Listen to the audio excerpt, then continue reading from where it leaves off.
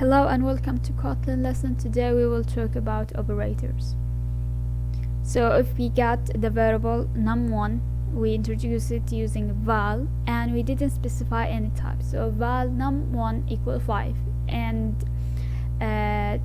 Kotlin will already know it's a double since we put the dot and 0. And val num2 equal 10 and var the result we introduce it using var, so it could be changed. Var result and the type of it would be double. That's why we create num1 and num2 to double. So if we said result equal num1 plus num2, the result would be 15.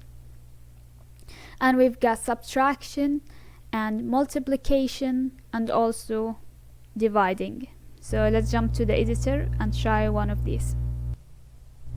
Okay, let's create val num1 equal to 5.0, so it could be created as a double. So val num2 equal 10.0 and var result type double.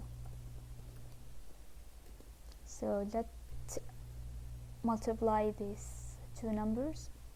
So result equal num1 multiply num2, and let's print the result. Print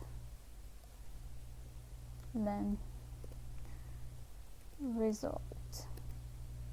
Let's run it. So as you could see here, we got 50.